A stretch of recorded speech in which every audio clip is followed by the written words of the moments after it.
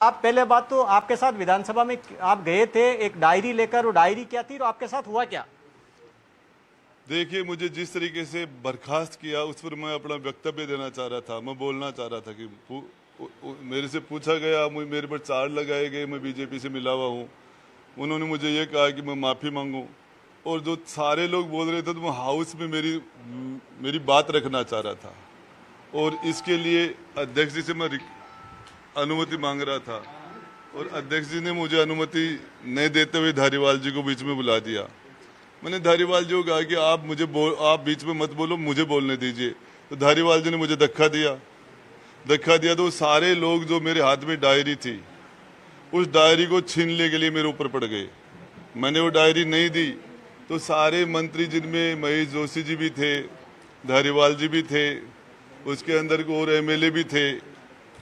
और अच्छा गुड्डा साहब, ये बताएं उस लाल डायरी में ऐसा क्या था जो आप इतने मंत्री आपसे छीनना चाहते थे?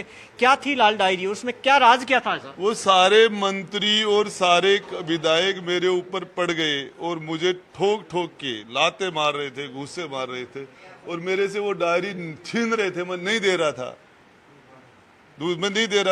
तो वो क्यों डर रहे थे उस लाल डायरी से? उस डायरी से क्यों डर रहे थे?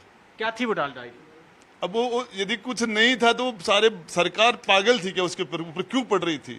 कॉपी है या छीन ली? मैं बड़ी मुश्किल से हाउस के अंदर गया था। जब उनको पता चला कि मैं डायरी लेके जा रहा हूँ तो उन्होंने मुझे हाउस में नहीं पहुंचने देना चाह रहे थे पहले ही। लेकिन किस तरीके से मैं बचता बचाता हाउस के अंदर घुस गया।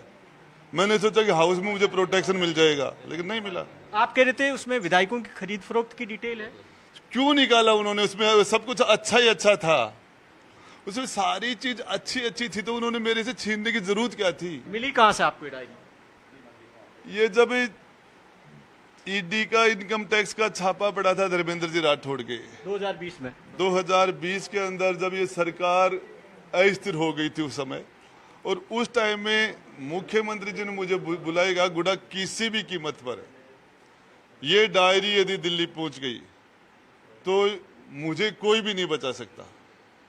और उसके बाद हम धर्मेंद्र जी का घर सिविल लाइंस के अंदर ही वो टावर है, रूबी टावर है, और उसमें हम गए थे। 9वीं मंजिल के ऊपर सर्च चल रहा था, 8वीं मंजिल पर सर्च चल रहा था। वहां से हमने गेट तोड़े, वो डायरी निकाली।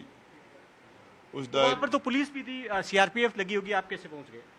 सीआरपीएफ ने लाठी चार्ज भी किया था, धीरज गुजर के चोटें भी आई थी, और भी चोटें आई थी। और आपके साथ कौन कौन थे? और रामलाल जी, अब जो रेवेन्यू मिनिस्टर थे उस टाइम में नहीं थे, वो थे, और थे बाकी सब। क्या डायरी में क्या था आप जो अभी बार बार सवाल देश यही जानना चाहता, आप कह रहे थे कि कुछ नहीं था, तो सारे मंत्री मुझे नीचे पटक के डायरी छीनने में क्यों लगे हुए थे? आप कह रहे थे कि अगर वो डायरी अगर नहीं लाते तो अशोक गहलोत आज मुख्यमंत्री नहीं रहते? नहीं रहते, जेल में होते। जेल में होते? उसमें विधायक राज्यसभा चुनाव से जुड़ा हुआ था, राज्यसभा का था, क्रिकेट का था, निर्दलीय का था, सबका था। तो राजेंद्र गुड़ा, जिस तरीके से आनंद देख सकते हैं कि जो डिटेल बता रहे हैं